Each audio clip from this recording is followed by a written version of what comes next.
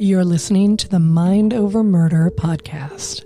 My name is Bill Thomas. I'm a writer, consulting producer, and now podcaster. I am now trying to use my experience as the brother of a murder victim to help other victims of violent crime. I'm working on a book on the unsolved Colonial Parkway murders, and I'm the co-administrator of the Colonial Parkway Murders Facebook group, together with Kristin Dilley. My name is Kristin Dilley. I'm a writer, a researcher, a teacher, and a victims advocate, as well as the social media manager and co-administrator for the Colonial Parkway Murders Facebook page with my partner in crime, Bill Thomas.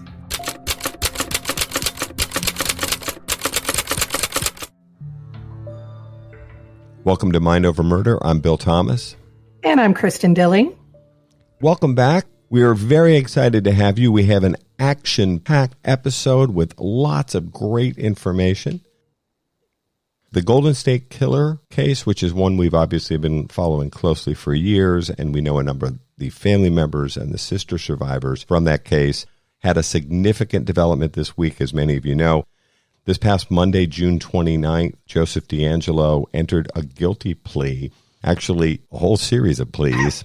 Yeah, there was a lot of guilty and I admit please. Yes, exactly. We both ended up spending hours watching this live stream of the proceedings, and he's doing this ridiculous, feeble act. This guy's 74 years old. 2 years ago when he was arrested, he was riding motorcycles at over 100 miles an hour and active.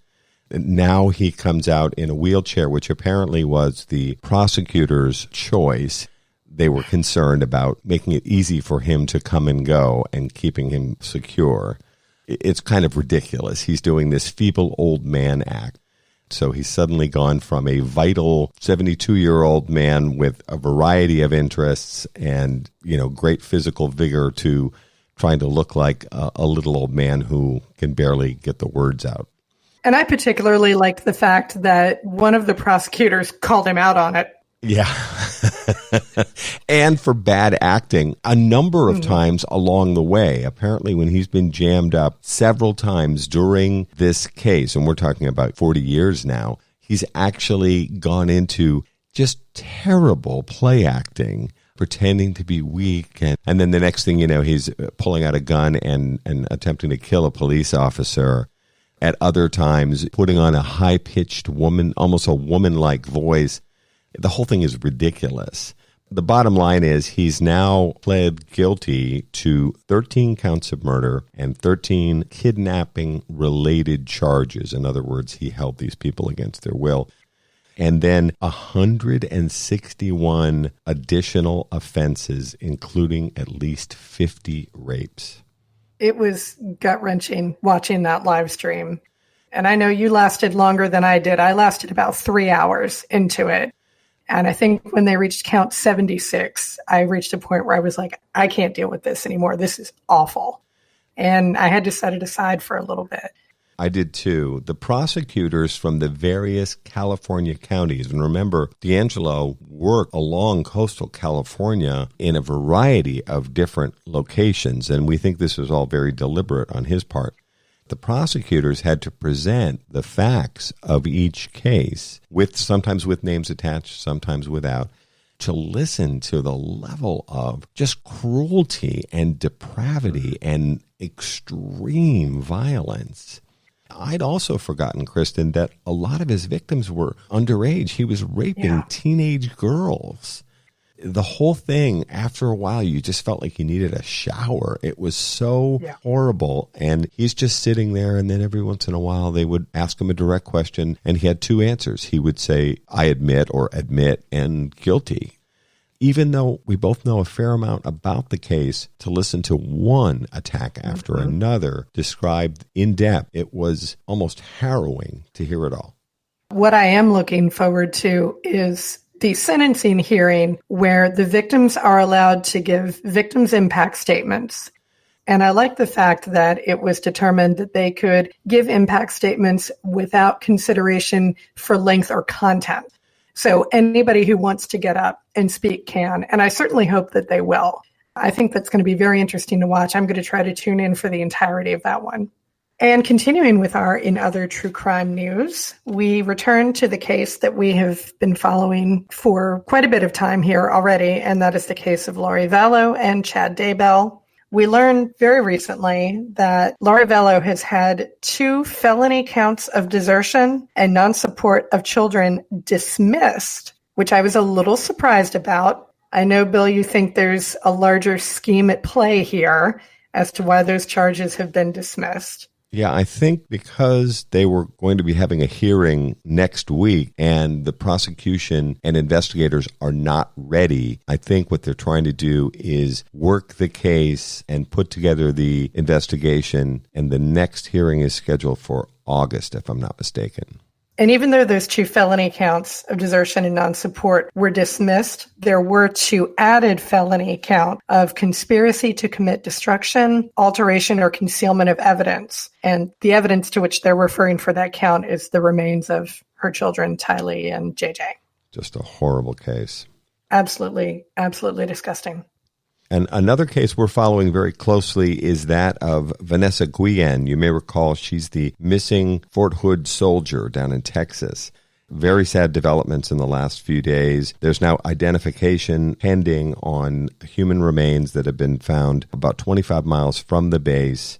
The story is coming together. One of the people that she had mentioned who was sexually harassing her, another more senior soldier, Aaron David Robinson, committed suicide when police were closing in on his home and had indicated that they wanted to speak with him. He came out of the house and blew his brains out. His girlfriend is now in custody, and apparently she's directly involved. Very, very sad case. The girlfriend is now saying that she helped dismember the body. It's just absolutely horrific. Vanessa Guillen's family has been very strong in their advocacy. They're extremely upset with the Army and the lack of follow-up in the Vanessa Guillen disappearance. Once again, here's a family who has used the media very effectively. It wasn't until they started advocating and speaking out and protesting the lack of action by the Army Criminal Investigative Division. It wasn't until then that they were able to really get some traction. The news is sad, but at least we're going to be looking for answers in the coming week.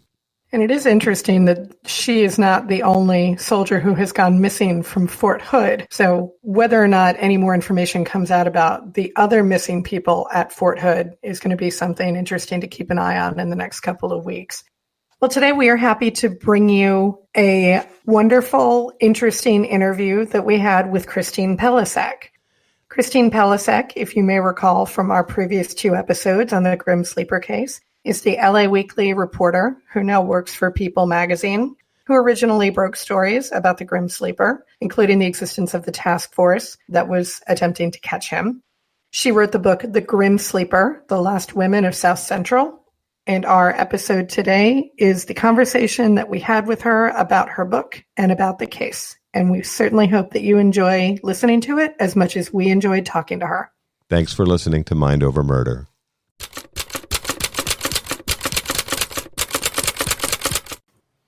Welcome to Mind Over Murder. I'm Kristin Dilley. And I'm Bill Thomas. And today we're joined by Christine Pelisek, author of The Grim Sleeper, The Lost Women of South Central. Christine, welcome to Mind Over Murder. We are so thrilled to have you. Oh, no, absolutely. It's an important story, so I'm quite happy to talk about it. So let's go ahead and dive in. And I do want to start by asking, out of all of the cold cases in Los Angeles, what compelled you to get involved with this one in particular? Well, I worked on a lot of cold cases when I worked at the LA Weekly, but this one actually just sort of came out of nowhere. It wasn't a case I knew about. I used to go to the coroner's office in Los Angeles, just to look at, just to see if there was any cases that might be something that I might want to, write about. And so I used to go there on a regular basis. When I went there one day, I was talking to one of the main guys at the coroner's office, one of the chiefs. He had told me that his office was actually looking into a bunch of deaths that occurred in LA County. And a lot of them were these murders that occurred in LA County over a period of 2002 to 2006. So he said that there were women all races that were found dead in alleyways, dumpsters all over LA County, different law enforcement agencies involved. And he had said that they were putting together like a task force, like a coroner task force to look into to see if any of the cases were related. So that's actually how I started. Like, I didn't know at the time that this case would actually go back to the 80s and it would be a cold case. Because, I mean, at the time, they were just looking at these cases from 2002 and 2006, and they noticed that there was a lot of women like that were found dead in like dumpsters, alleyways, park. And so they wondered, is there a serial killer? Like, what's going on? And they didn't have a lot of communication with the local law enforcement. They'd ask law enforcement, and the law enforcement would basically be like, we handle the investigation, you handle like the death side. They wanted to find out more about it because they just thought, wow, there's like a lot of women that, that are being found dead in LA County. And so he actually told me about it, and he wouldn't tell me anything more. Like, he wouldn't tell me how many women or anything along those lines. So it took me quite some time before I actually got him to divulge how many women were on this list, because he had told me that there was a list of women that they had and that they were going to work on it. And like, as the time went on, I was asking him, what's going on with it? He kept blowing me off type thing. And then he finally sort of was kind of frustrated. He was like, we're busy. Like, they were, the coroner in LA County is extremely busy. I don't know. It's either the number one, like, busiest or, next to New York, like one of the two are like the busiest coroner offices in like the country. So they were really busy, and the coroner investigators are busy. They're understaffed and all this other stuff. And so he ended up giving me this list, and it turned out there was 38 women on the list who died.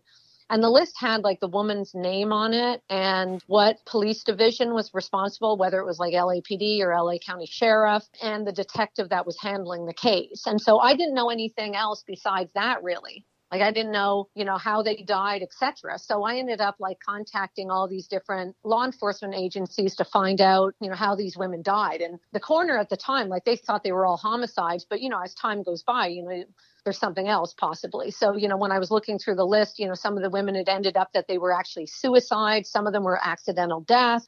But the bulk of them were all homicides. And so I basically just went, like, I just called like every single law enforcement agency to find out whether there was a suspect, etc.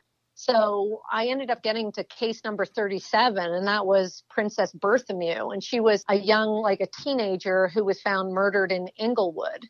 The detective, I tried calling him so many times, and he blew me off so many times. And finally, he agreed to talk to me. And so when I went to talk to him, he actually told me that her case, her 2002 case, Inglewood case, was linked to a LAPD case in 2003.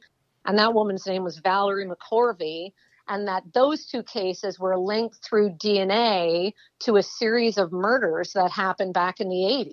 And the victims in the 80s were all shot with a .25 caliber pistol. And the two cases in 2002 and 2003, those victims were strangled. But they were able to link through DNA, because the LAPD started this cold case unit, to these 80s murders. So at first, when I first got involved in this case, I'm sorry I've gone on about it, but the reason is basically I didn't know it was a cold case at first. Was it unusual for the coroner's office to be driving this inquiry? Well, I mean, there's all different investigations. Like, it turned out that, like the LAPD, I mean, obviously they knew about it. And so they were doing their own investigation into it. And there was like one detective that was working on the case. And he was the one actually, because when the LAPD started a cold case unit back in like the early 2000s, like, he remembered, this detective actually worked the streets in South Los Angeles where all these murders were taking place. And he remembered that there was a serial killer. Southside Slayer? The Southside Slayer. Back at that time, there was like over 100, 200, maybe even 300 murders of women back then. And so at the time, the detectives all thought it was this guy, the Southside Slayer. But it turned out it was 6 serial killers operating at the same time. But they didn't know at the time. I mean, they arrested a couple of them back in the 80s, but it turned out that this detective was a patrol officer at the time. And so he remembered the cases. So he actually went to look to see if there was any DNA evidence left from the 80s. And so he ended up finding the DNA, putting it in, to be tested and all this other stuff. And so they knew about the link. And Inglewood knew because Princess Berthomew's case was linked. But they didn't tell the coroner, and they didn't tell the families, or they didn't tell the people in the community. Right. They certainly didn't tell the public. Right. So they didn't know. So it was kind of a secret until that's how I ended up finding out. Like, I mean, they ended up telling me, but prior to that, it was, no one knew what was going on with the case, like the public anyway. They could not have been too thrilled then when here's this intrepid reporter from the LA Weekly asking all kinds of questions. Did you get pushback? Did they try to get you to sit on the story? I mean, you were beginning to piece together what became your series of very powerful stories for LA Weekly, and then ultimately this book. They ended up finding out that there was the 2002 murder, the 2003 murder, and then he struck again in 2007. January 1st, 2007, he killed Janisha Peters. Her body was found in a dumpster in South Los Angeles. The police found out at that point that they found DNA on a garbage bag twist tie, which linked her case to the other cases. So they knew that the serial killer was still operating. At that point, I learned, but I didn't find out for, almost a year later or something like that I finally found out about it. And so I found out, who it was, et cetera, that it was Janisha Peters and that her case was linked. So then I went to the detective and the LAPD with that. And the detective, he spoke to me and he wanted it to, his reasoning for it was that he didn't want the story to go out. I mean, he couldn't stop me from putting the story out, but he said he didn't really want me to put the story out because of the fact that he thought that the killer, if there was any publicity on the case, he could go underground, kind of thing. Mm-hmm. And I just felt that, and so did my editor, we both felt that like the public needed to know that there was a serial killer out there, like it needs to be out there. So that's how it kind of happened, that I did the story. And then like a couple of weeks later, about a week later, the city council did a reward, like a $500,000 reward looking for information, on the killer. And sort of it snowballed from there. And about a year after that, that's when Bratton, who was the police chief at the time, had a press conference and, spoke openly about it. And they were, doing regular press conferences at that time.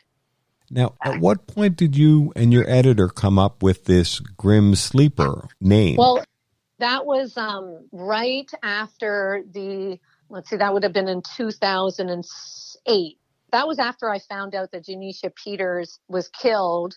My editor was like really, really interested in naming him. I wasn't really into that, but she was, because she made a point to say that, basically, a lot of people, you hear about these serial killers and then nothing else, if they're given like a moniker, people will know and will remember. And I thought, and I thought it was a good point too, because everyone remembers like the Golden State Killer, or people remember BTK Killer, Son of Sam, and things like that, and the Green River Killer and everything like that. And it was like important for me and for her to keep it out there because, I just know from investigations, and I'm sure you guys too, when it comes to cold cases, they work on it. And then if there's no leads, they put it aside. And, they always say that the cases are still open, but, we all kind of know that they just sit there. Unless somebody comes and, provides a tip, sort of thing. So I didn't want this case to be one of those cases where investigate it for a couple of months and then they move on. I just wanted to make sure that it stayed in the public, because, the more of a case is published or out there, the more the police are going to stay on it. That's how it works. Squeaky wheels and all of that. On some level, I was kind of smiling, too, because giving a serial killer like this a nickname, if you will, it's kind of real old school newspapering. They did this for years. And, I know the LA Weekly wasn't a broadsheet like the LA and New York and Chicago papers from the 30s, but as a weekly alternative with a pretty strong history of strong journalism, it did kind of harken back to those in-depth articles that you would see in a well-written newspaper back in the day. Well, my editor, Jill Stewart, she's like just a really, really phenomenal editor and reporter. And she knows what needs to be done in order to get information out there and get people to read the story. And she was right. I mean, it it made a big splash. I was glad because I just wanted it out there. It was just so important to just keep this case out there so they could find this person after like 25 years. Did you get a sense then, as you began to build the series in the LA Weekly with these in-depth stories, did you begin to see the momentum of the case in terms of resources and even other media attention from your competitors and local television, radio, that kind of thing? Could you see the momentum begin to pick up? Well, I saw the momentum at first, like people were going to press conferences, like the media was at first, there was a lot of media coverage of it. When Bratton for the first time, like he came out a year after my story came out and he called him, the grim sleeper kind of thing. And he had a press conference and it was packed in there, CNN, everybody was in there. And he was talking about, there was this one particular, they had like a phone call and they believe it was actually Lonnie Franklin, the killer, who made this call about a body that was found in an alley. And so they actually played it and they were hoping that somebody could recognize the voice. It was a male voice, basically saying, oh, there's a body in the alley. And so there was a lot of attention then, but it just kind of waned. And, I even spoke to some of the detectives, who, at first, they definitely did not really want to talk to me very much at all. Like I get like the glare, when I walked into a room, for sure. Not a warm greeting.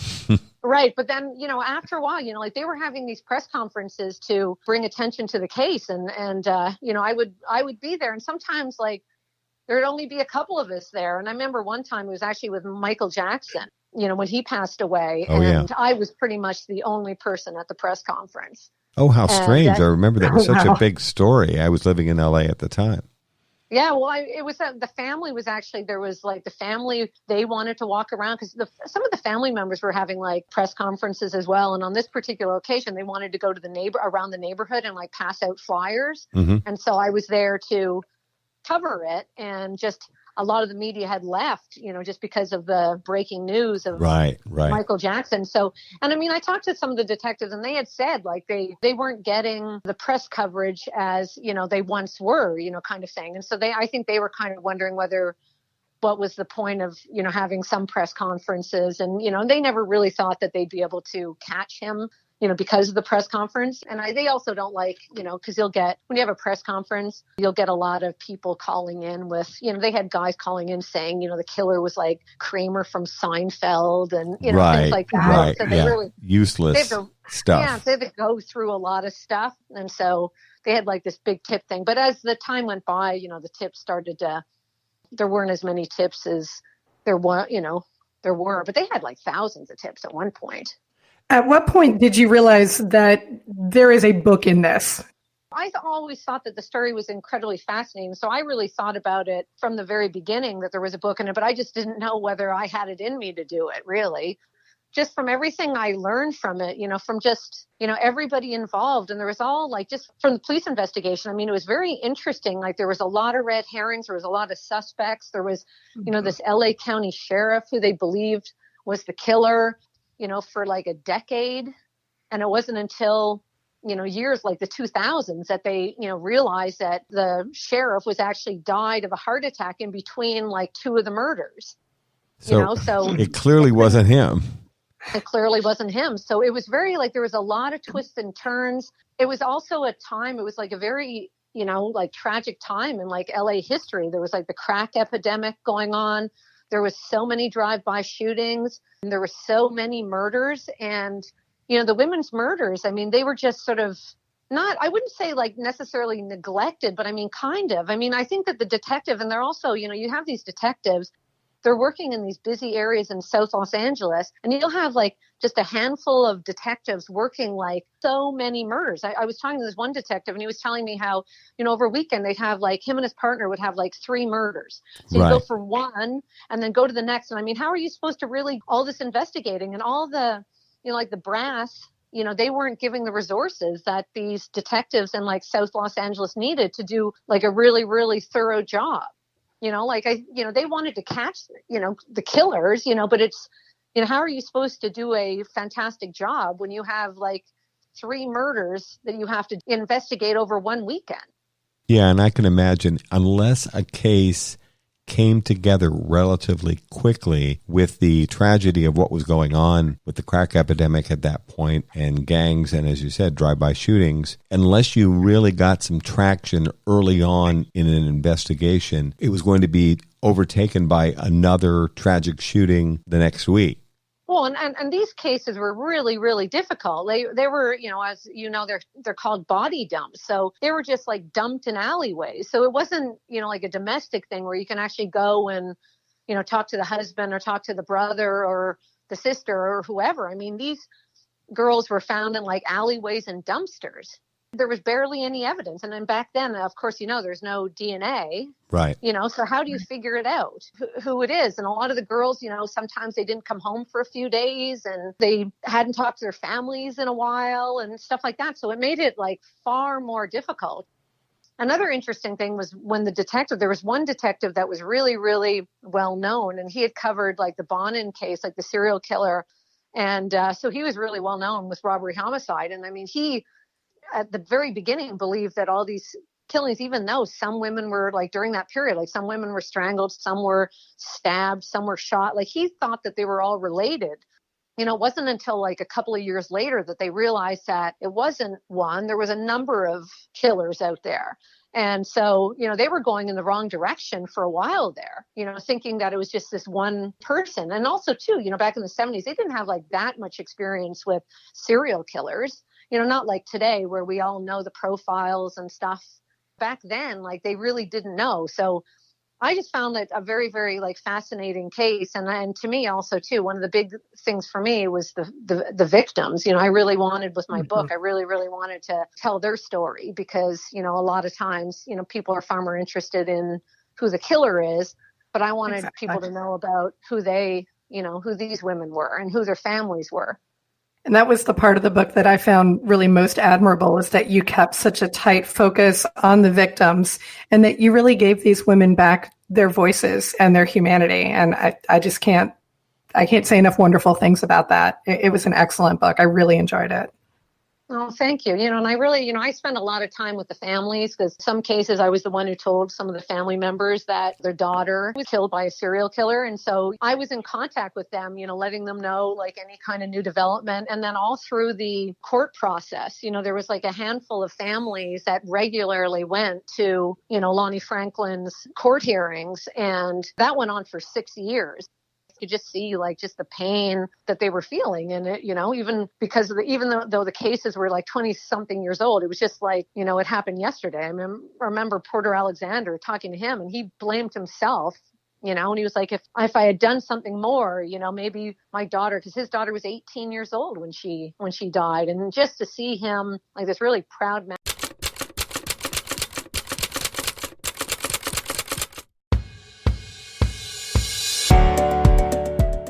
One of the most frequent questions we're asked here at Mind Over Murder is, how can I help? Thanks to Othram, a leading forensic DNA testing lab for law enforcement, you can get involved and help solve real cases. If you have tested at a consumer genetics company, you can contribute your data to DNAsolves.com. The process is easy and confidential. Just 2 simple steps. Your DNA might be the missing piece that helps solve the identity of an unknown person. Then Mind Over Murder will highlight cases Othram is working on to seek your crowdfunding support for DNA testing to help solve these cold cases. Upload your DNA profile to DNAsolves.com. It's easy, free, and confidential. Then join Mind Over Murder as we help families find answers with Othram and DNAsolves.com. Do you like our show, Mind Over Murder, and want to create your own podcast? Well then, let us tell you about Anchor. First of all, it's free. And who doesn't love free, right? I like free.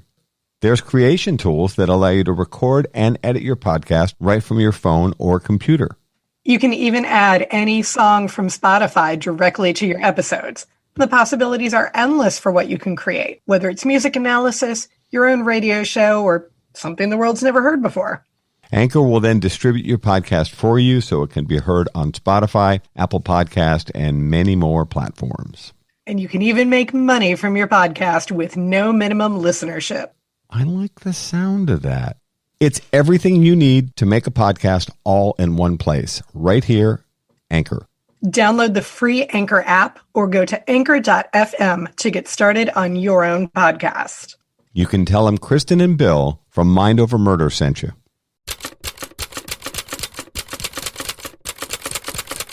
And like break down in tears. It's just devastating. So there are stories, to be told.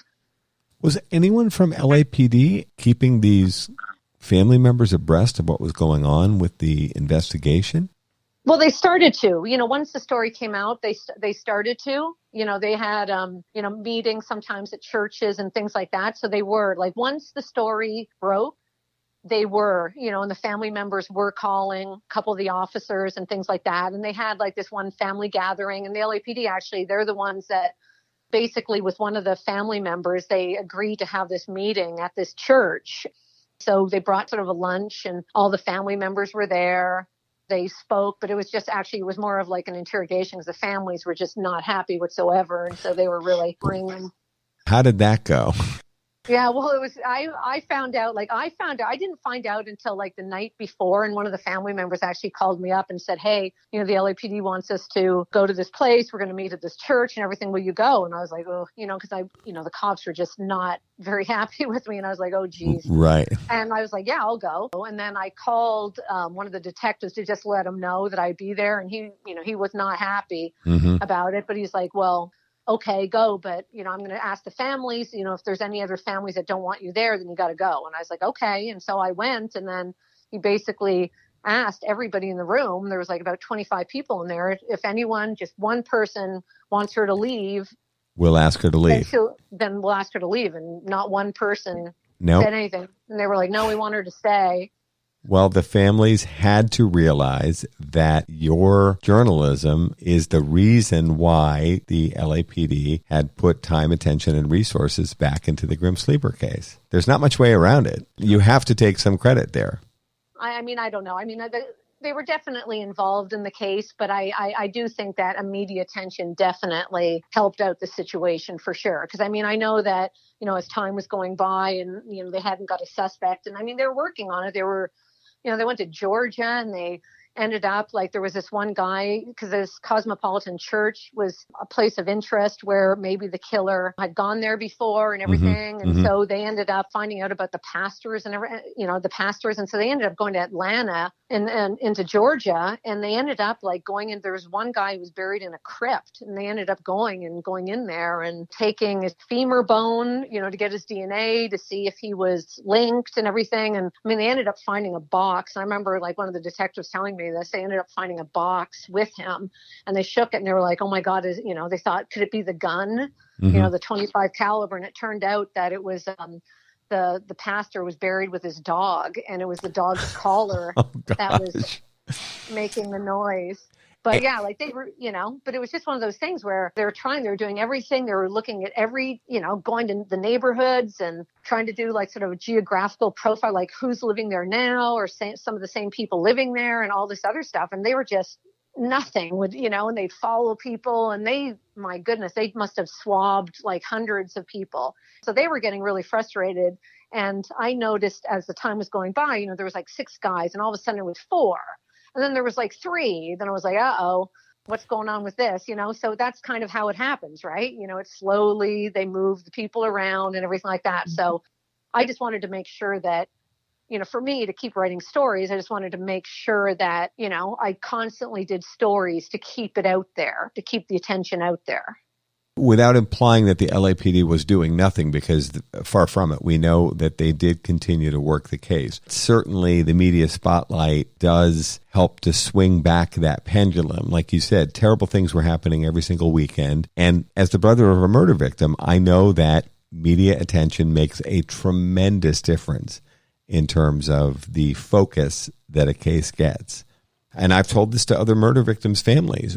You're actually competing for a limited amount of law enforcement resources. Yeah, it's true.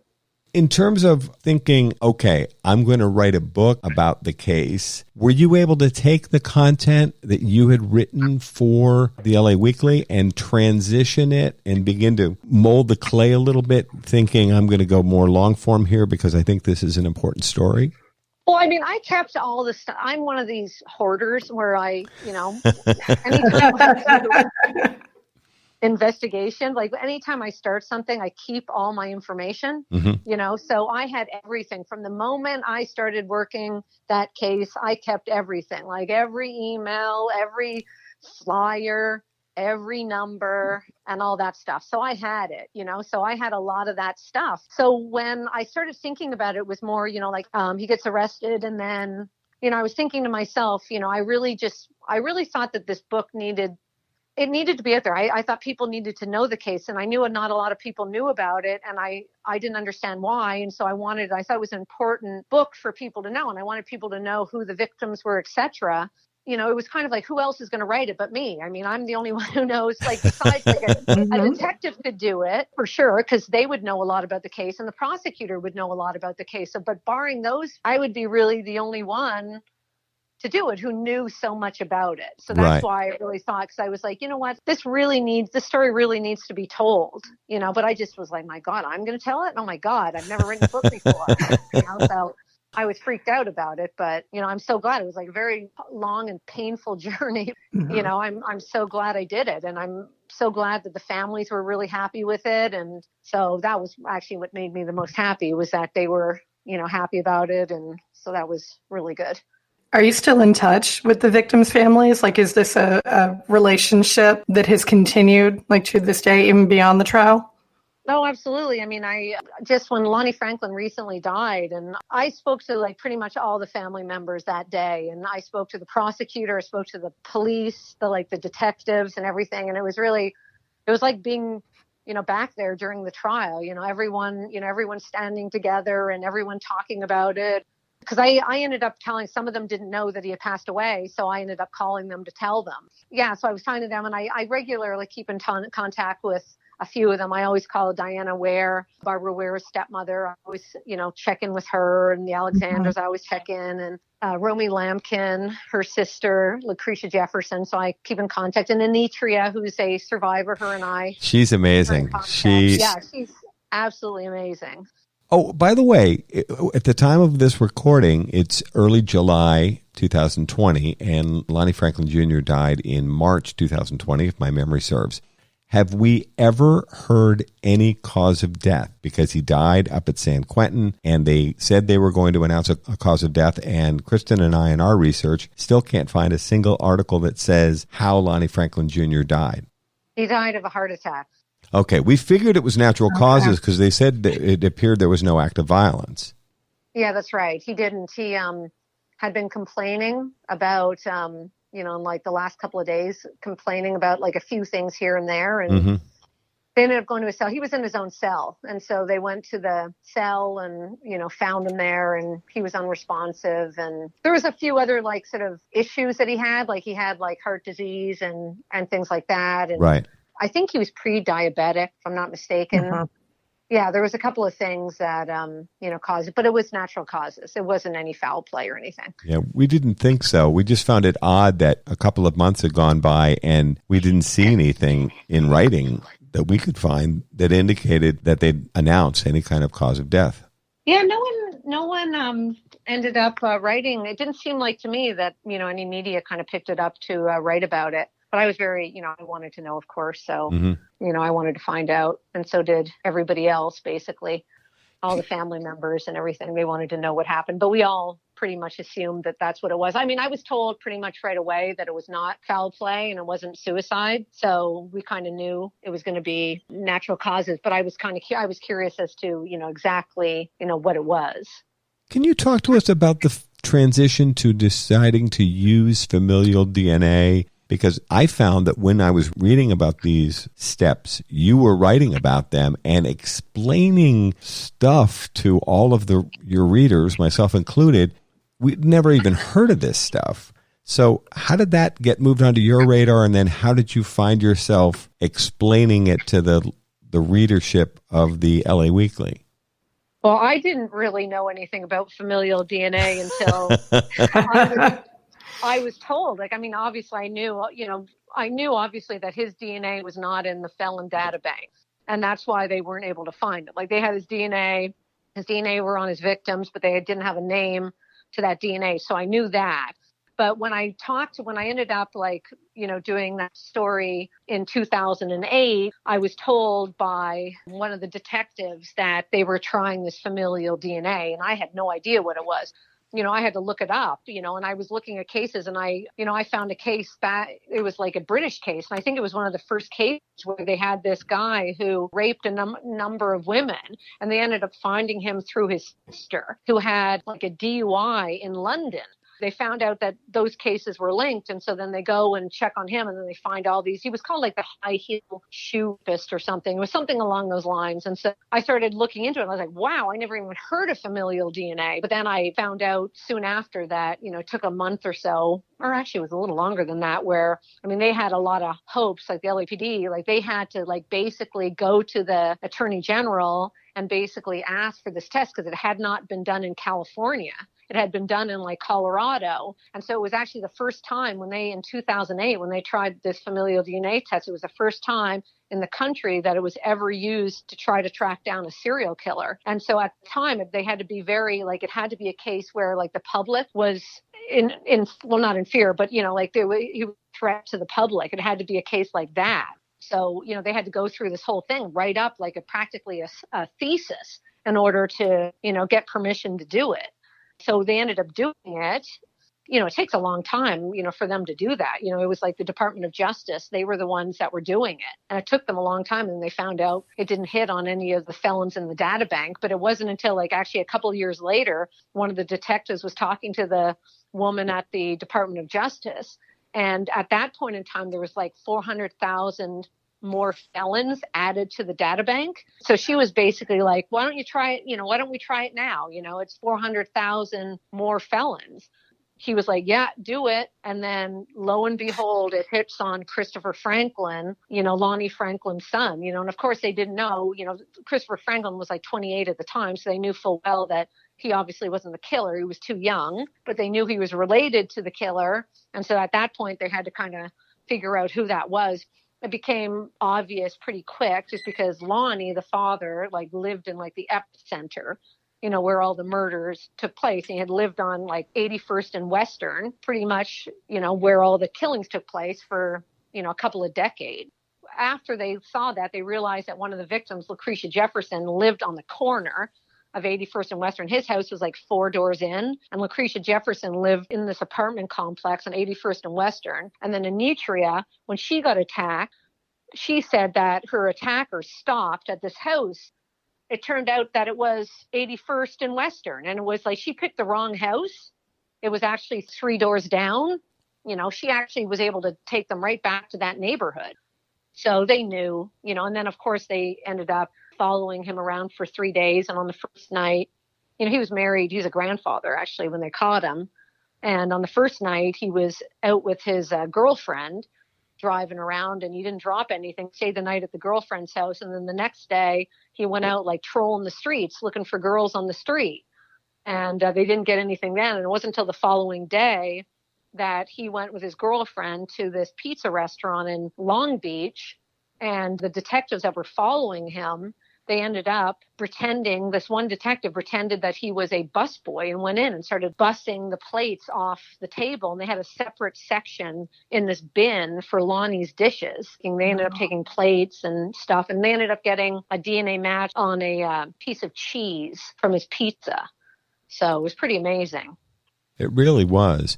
You mentioned Anitria, Washington. My interpretation from reading all of your writing and other reporting on the case, it seems like there was a tremendous missed opportunity there. In other words, here she is, I think she's victim number 9, if I'm remembering correctly, and she survives and provided what sounds like a pretty in-depth description of her assailant, what happened, the kind of distinctive little Ford Pinto he was driving, orange with the white stripes. I know there were a lot more Ford Pintos on the street back then than there are now, but It just seemed like with her very vivid memory of what had transpired that night that the police should have been able to put something together because unlike the previous victims, she survived and lived to tell the tale. Well, I mean, they did surveillance for about a month on that street looking for this orange Pinto. And, they went knocking on the doors and everything. They actually left a card on Lonnie Franklin's door. But of course, obviously he didn't call back. Right. I'm the guy you're looking for. Yeah. And they didn't follow up. They asked neighbors, they were asking, anyone seen an orange Pinto? And, one woman said she saw an orange Pinto. Nothing really came of it. I mean, they ended up surveilling that, 24 hours. They were at a little store right on 81st Western, looking, for a month, and then what happened was this was happening because she was attacked in November of 1988. And so, they do the surveillance and all this other stuff. And then in February, Ricky Ross gets arrested and he's the deputy sheriff. So I think their entire attention completely focused on Ricky Ross because Ricky Ross was found with a prostitute and she had said that he had threatened her with a gun and that there was a gun in his car. They go and look at his trunk. There's a 9mm in his trunk. And there was also, besides the Grim Sleeper murders, which was a 25 caliber, 3 women that fall just before Anitria was shot. 3 other women were shot with a 9mm. And so they actually thought that Ricky Ross had something to do with those murders. And then in their investigation, they found that he had a 25 caliber holster. And so they thought, and that he had a gun. They never found a 25 caliber gun, but they knew that he owned a 25 caliber gun. So they really fixated on him. I think that everything else was sort of put aside. It was all Ricky Ross is responsible. And then what happened was with his gun, it was rusty. And so they, the prosecutors or the police, they end up doing a forensic test on the gun. They say, yeah, it's a match to the bullets in these cases. And then his defense attorney, they end up doing a test and they're like, wait a minute, they're not even close.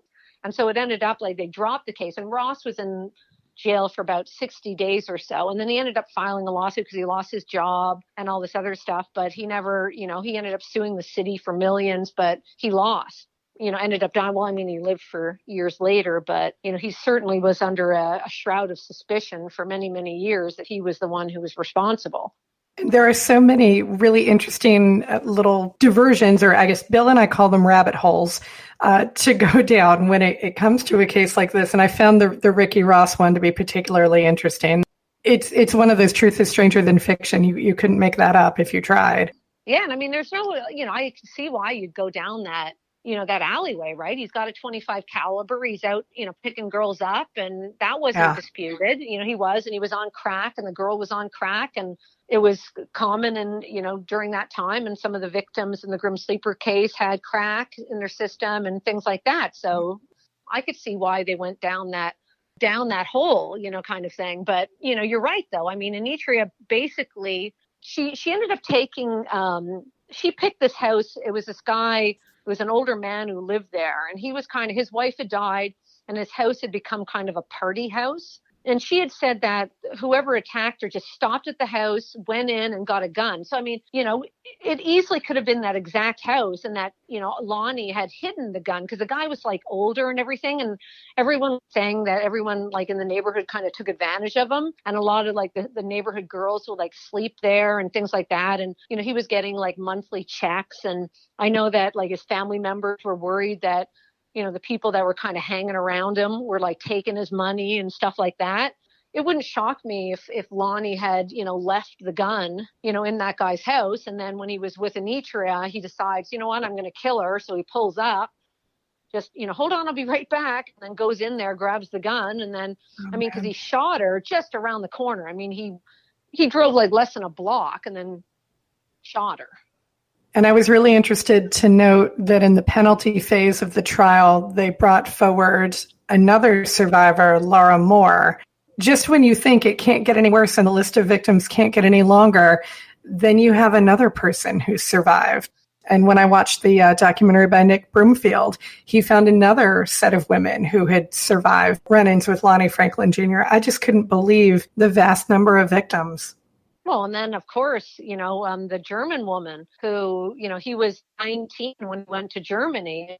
He basically got in trouble there for, him and two of his army pals went out driving one night and grabbed one girl, tried to drag her into their car, and she fought them off. And then they drove off because some guy who heard her screaming comes to the window and yells at them. And so they jump back in the car and drive off. And it was like Lonnie, I think, was like 19 or 20 at the time. And the other guys were like 22, 23. So they keep driving around looking for somebody to attack. And then they pull up to this one woman who's standing at a bus stop just outside of the train station. And they're like, hey, do you need a ride? She was like, sure. And so she ended up getting in, and then they took her off. They took her to this field, and then the three of them raped her. And she ended up, it was one of the most bizarre things because she said out of all the three, Lonnie was the less violent. She said that she had to strike up a report because she was afraid that if she didn't kind of go along with anything, she'd get killed because one of the guys had a knife and put a knife up against her and everything like that. So she ended up sort of being more friendly with Lonnie, and he asked her for her number. And so she gave it to him, and then he called her to go out on a date. Yeah, I thought that was very weird. Just so completely bizarre. How he ended up getting caught. And he basically shows up, she's supposed to meet him.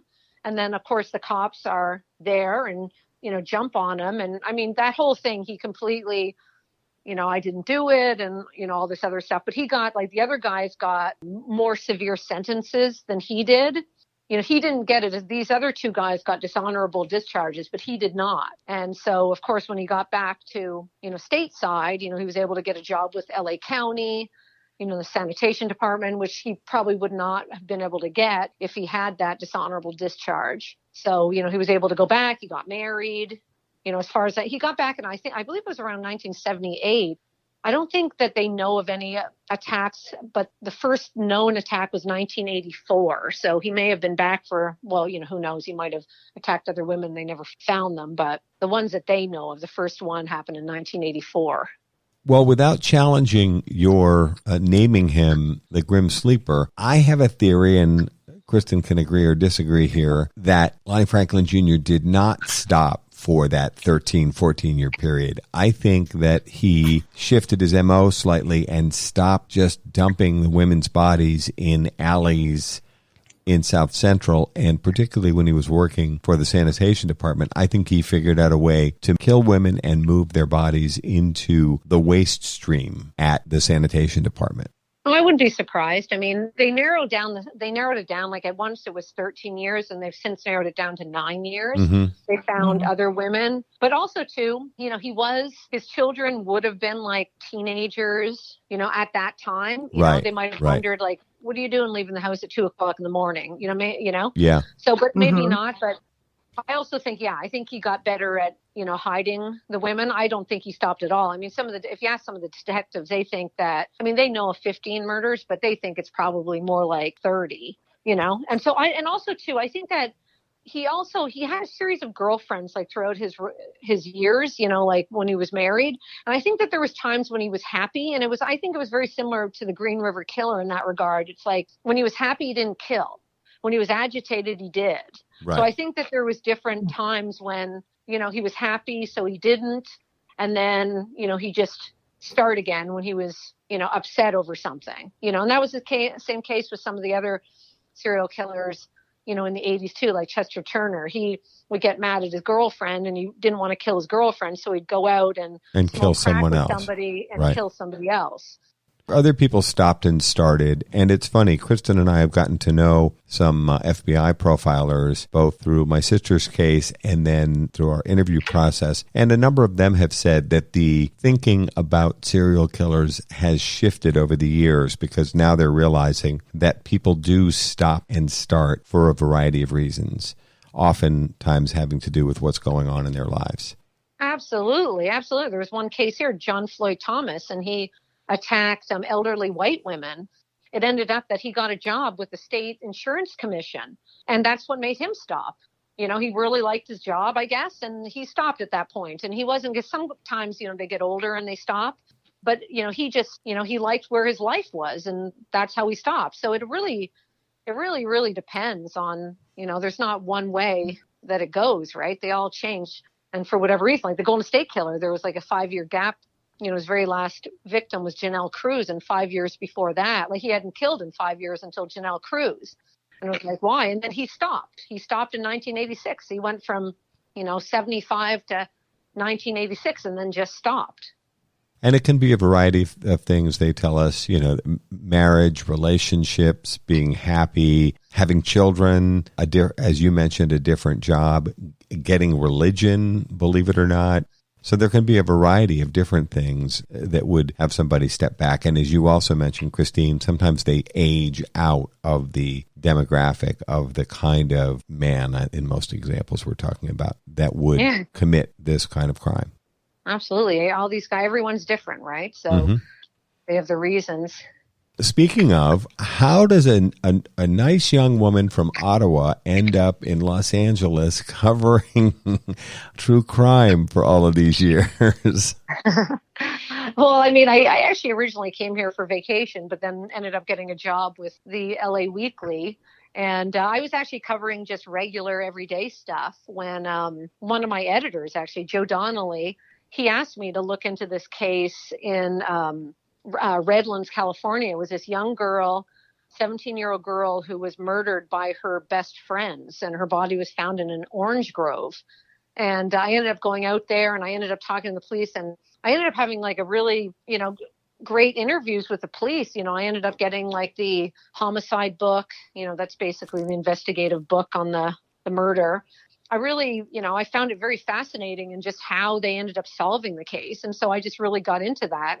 From that point on, I just kind of went from covering protests and covering, city council meetings and things like that, restaurants and everything, to pretty much just covering like cold cases and things like that. And like at Daily Weekly, you write really long form stories. More feature stuff, right? Yeah, and the bulk of the stories I wrote were like these cold cases, and it was like families looking for answers and things like that. And, some of these cold cases where, finally after, 30 years, they finally get a DNA hit and, arrest somebody, type thing. So, yeah. And so from there, I just kept on doing it. So do you have another project that you're thinking of working on, another true crime project? I'm still not another over book this project. There's so many, I don't know. I'm thinking about, stuff, but, I don't know at this point in time. There's so much going on with the pandemic and all that.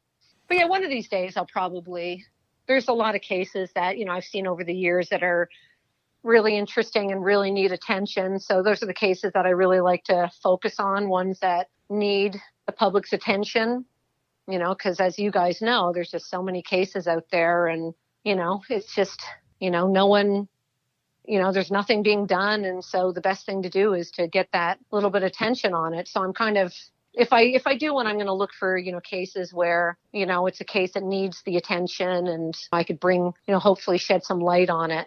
It's very much appreciated by all of us at Mind Over Murder. So Christine Pelisek, thank you so much for joining us. The book is The Grim Sleeper, The Lost Women of South Central, by Christine Pelisek. We cannot thank you enough for joining us.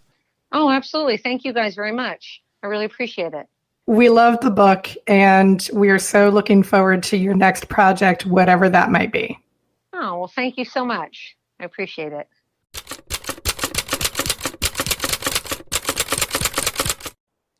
Sources used in this week's episode include reporting from Nick Broomfield in Tales of the Grim Sleeper, an HBO documentary, Christine Pelisek reporting in the LA Weekly, also Christine Pelisek in her book, The Grim Sleeper, The Lost Women of South Central, Holly Silverman of CNN.com, and Suzanne Zappello of Rolling Stone magazine.